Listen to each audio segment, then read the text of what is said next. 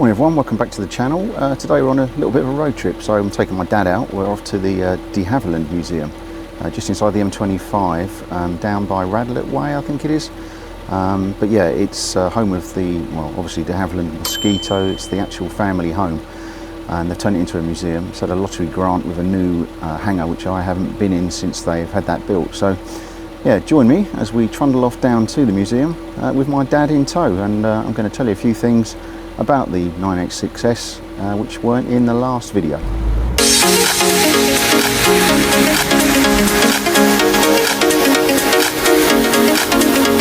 Okay, so we're on our way. We're just through the little village of Whitwell. A few things about Boxster. A couple of comments people have asked me. How much did I pay for it? So, from memory, it was up for 7,995, I think.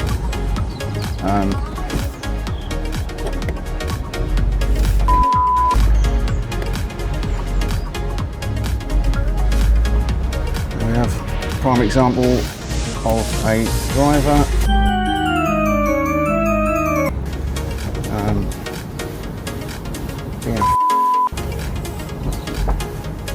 Anyway, better cut that bit out.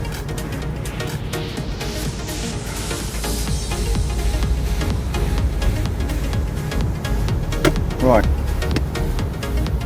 Okay, we're just in the lovely village of Whitwell.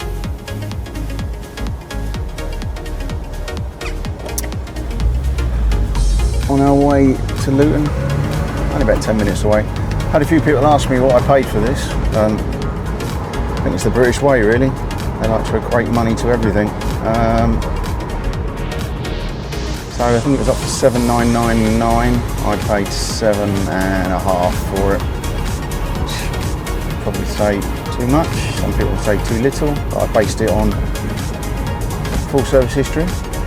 It's also had the RMS, the rear main seal, and the IMS bearing changed 2 years ago by a Porsche specialist. I've got a receipt for just over £2,000 for that, 2 pieces of work. It's also had a new clutch. It's another £600. So based on those amounts of works,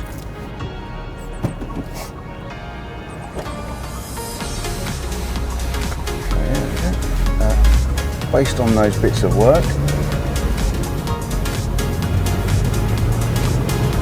which I probably would have done anyway. I think I've done quite a good deal. You could kind of shepherd it down to £5 grand, maybe something like that, for the price of the car. So it's had all the things that supposedly go wrong. It's had loads and loads of little maintenance jobs that you wouldn't really think needed doing. It's had all new Beru coil packs. It's had all new spark plug covers, all new spark plugs, obviously. It's had a few silly little things like anodised oil sump plugs, which I wouldn't do, but you know, does it show a caring owner? Well, yeah, probably does actually. Very proud in the car. Also worth pointing out are all the crawl packs have been replaced with stainless bolts because the other ones are all going rusty. It's had all new exhaust clamps underneath on every joint. There's no blowing anywhere. It's very dry underneath, as you'd imagine. It's had all new Brembo brakes, pads. You will have seen, if the videos come out, of the new tyres being fitted. That was the only letdown and was my bargaining point. The guy had been driving around on tyres that, although had plenty of tread in them, was a little bit surprised when I pointed out to him, using the code on the side of the tyres, that they one in the driver's front was from 2011, the one on the passenger front was 2011, one on the driver's front was from 2014, and the 2 rears, which he'd had replaced himself 10 years ago again, so they were at 215, something like that. And yeah, they were cracking on the sidewall only a little bit, but there's no way I think you should be driving around in a car like this with cracking on the walls of the tyres. So as you will have seen, we've had them swapped out from N&C tyres, highly recommended, based in Stevenage. A full set of Michelin Sport 4s, £649 fitted, balanced, and new valves the lot. Paul, who actually fitted them, commented on how clean the car was, and that's been mentioned by a couple of guys as well. Adam from Brambenfield Automotive, a massive Porsche specialist, and Porsche Boxster racer, commented on how clean it was. So I'm really happy with it. You know, yes, I've paid a little bit more, but it's just the peace of mind that I've paid. And have I paid a little bit more? Who knows? I'm not looking to get rid of it this summer. I should probably keep it into early next summer, and then decide what I want to do next. I've got an inkling for something outlandish like a Bentley Continental, or maybe an old XJS convertible, something like that. But let's just enjoy this for the time being. It's really good fun. So we're nearly approaching Luton, and I'll pick up with you when we're on our way.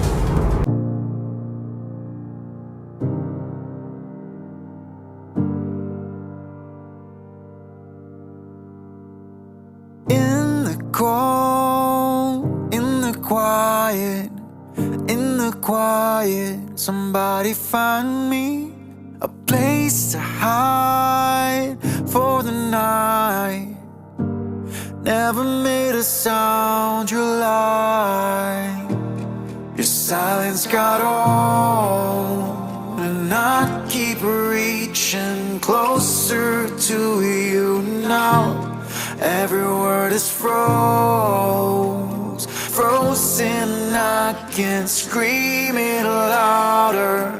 The fire in my chest melting on my heart of gold, my heart of gold for you. Gave you more than my best, melting on my heart of gold, my heart of gold for you.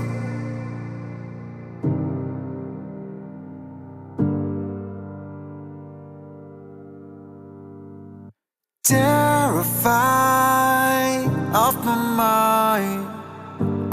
mind, and I can sleep. Greet the night, greet the violence. Never will be seen by your highness. Your silence got on, and I keep reaching closer to you now. Every word is frozen, I can't scream it louder. The fire in my chest melting on my heart of gold, my heart of gold for you. Give you more than my best, melting on my heart of gold, my heart of gold for you.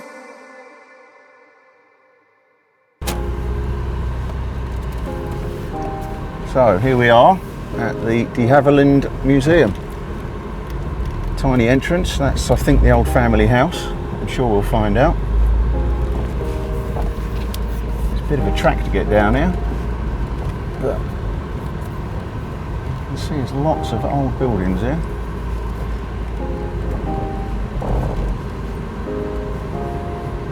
Quite an easy trip from Luton, it took us about 35 minutes. M1 was okay.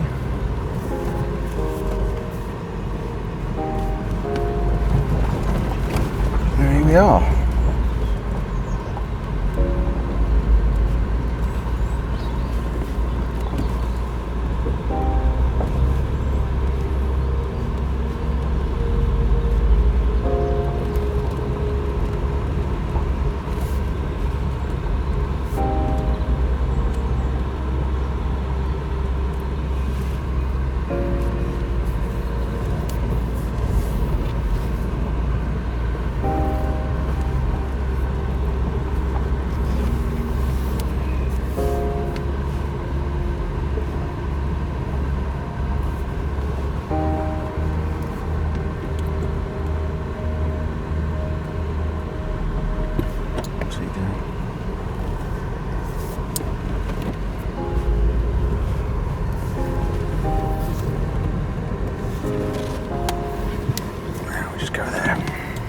There we go.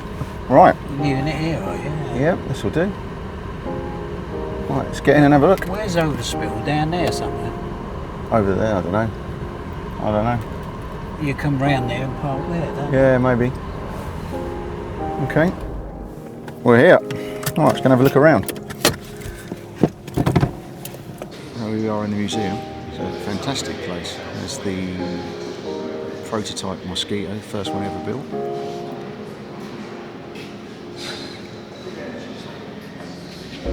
Absolutely fantastic. What a great place. Take a picture of it. Dad's really enjoying it because obviously he's got a close connection, as I said earlier, to de Havilland.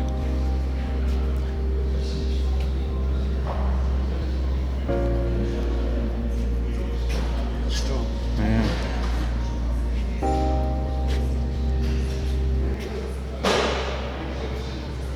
Here's the different thing. See it?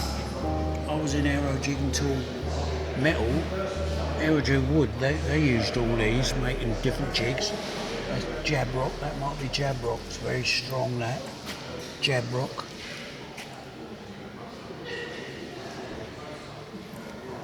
Yeah. Amazing. Right, let's carry on looking around.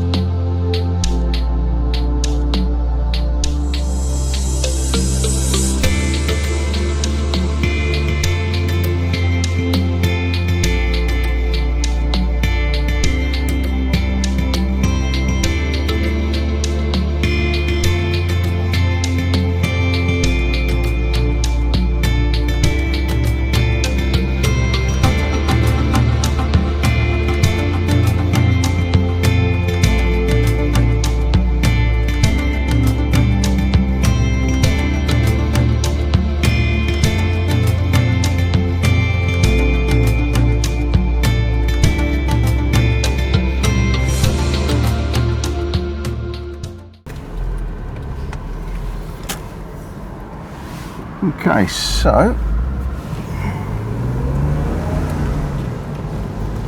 we are on our way home.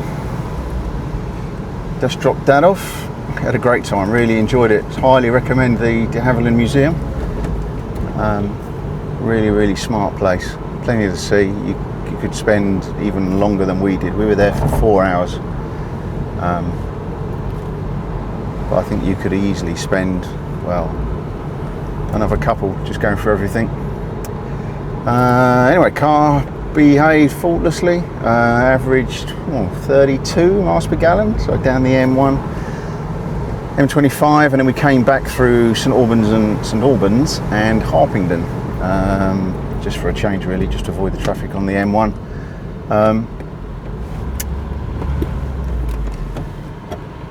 Which was very heavy. It took us a bit longer, about 3/4 of an hour to get home, but car was fine. Temperature just moved off of 80 slightly, but it's a very warm day today. It's about 20 degrees again, last of summer.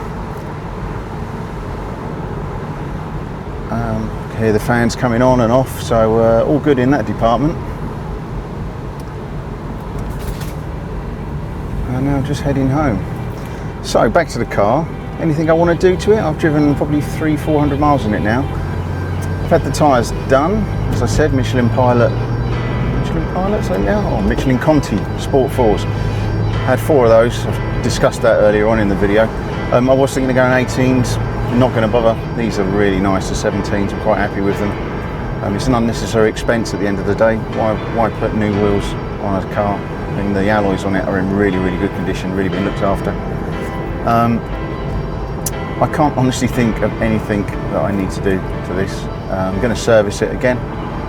It has hazardous service, but you may have seen in a previous video where I dropped the oil filter and replaced it just because I was interested to see if there are any shards of metal or anything in the oil filter. So I'll let you watch that one and you can find out.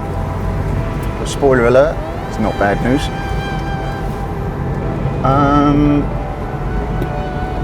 Oh wow. Now that's a big lorry to get up here.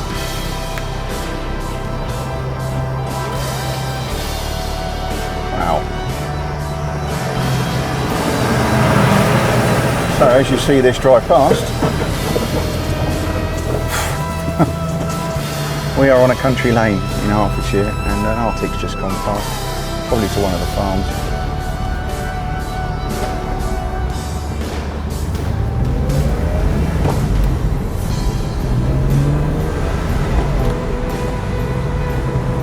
What was we talking about? Yeah, can't think of anything I want to do to this. As I said, just oil service. Apparently it's got a K&N filter. I've not even had the engine covers off yet to have a look. I'm not too enamoured with those things, to be honest with you.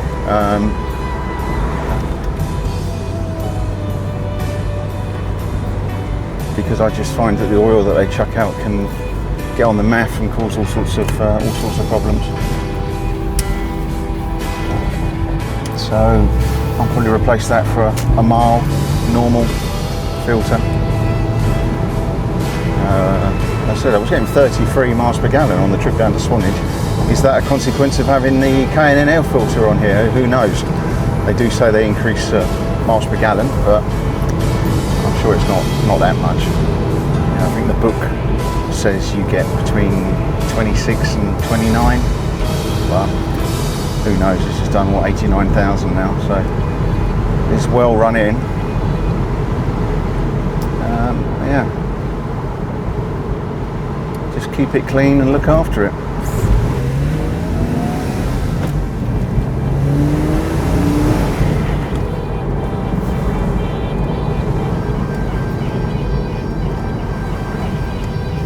These back roads are really good, but you always bump into lots of traffic. And it's looking a little bit stormy. We've got storms forecast tomorrow being Wednesday.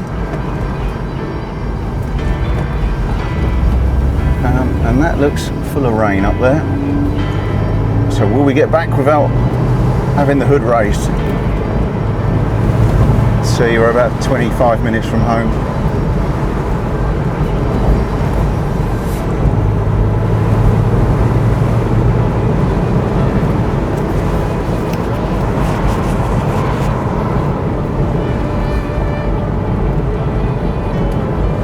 There we go.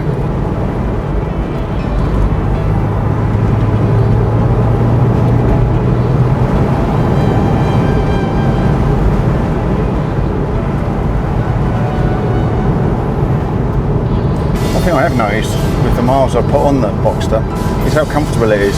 I think I said in a previous video that the seats weren't as good as my Range Rover, which is, you know, that's understandable, but these are surprisingly comfortable. On a little trip down to Swanage, no problems, no backaches, no leg aches. This S hasn't got cruise control, but it's got a nice footrest on the left there, so once you're in sixth, as long as traffic's okay, you can cruise along quite happily. Don't have any leg problems.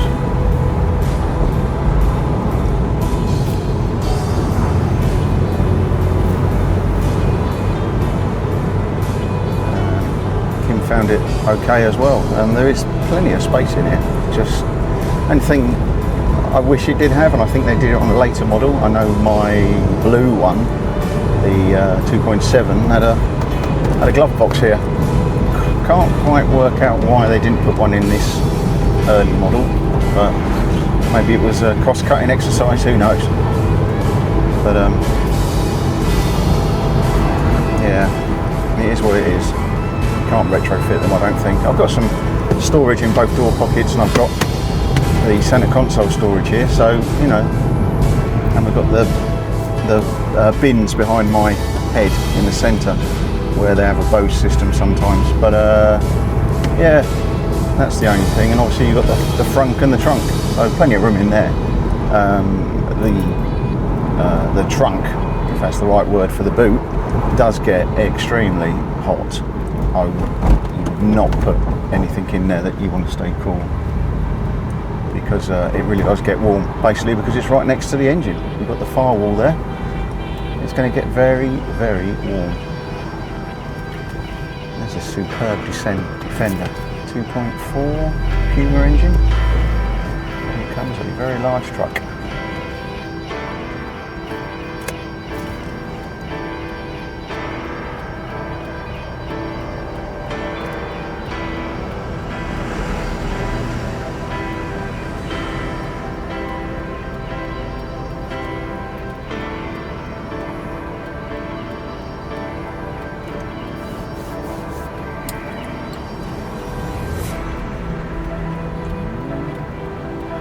Go.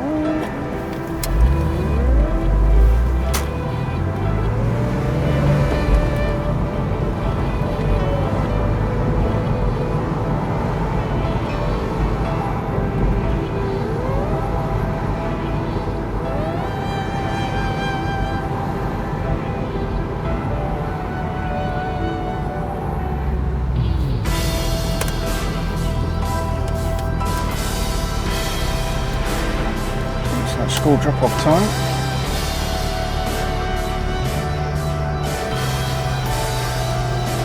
Chaos ahead.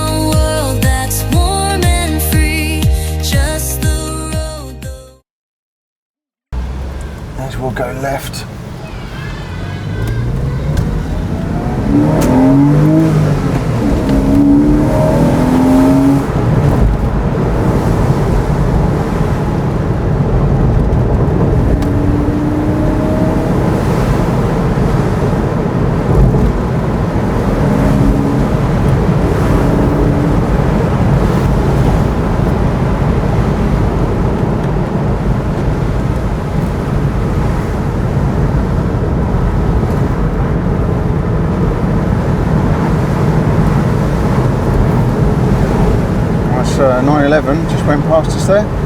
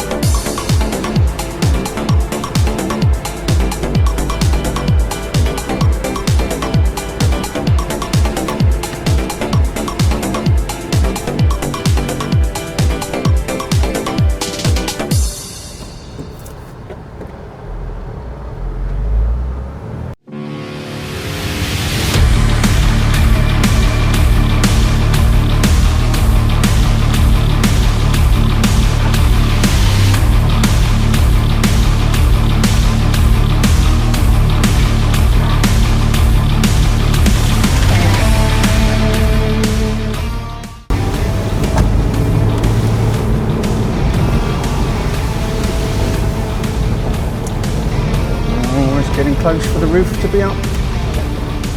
Well, I think the rain showers pass through here. Maybe not.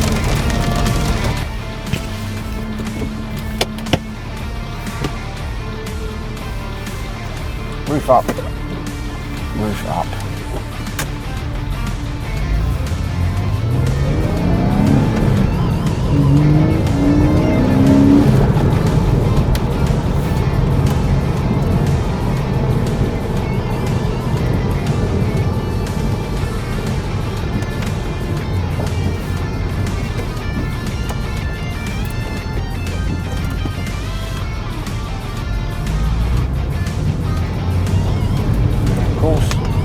Put the roof up, it stops.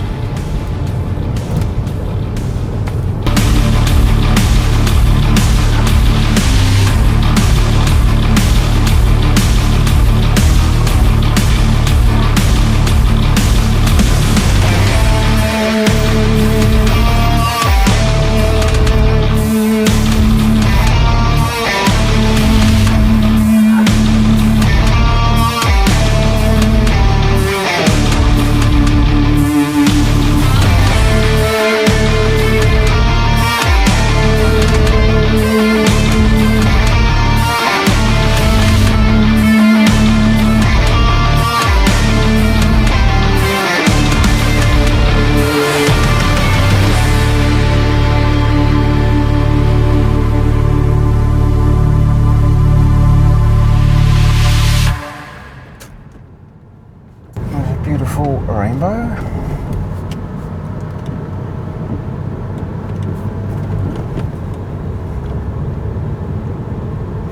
So that was it, nearly back home.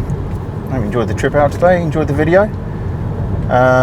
Like, subscribe and share to all your socials, and we'll see you in the next one. Cheerio for now.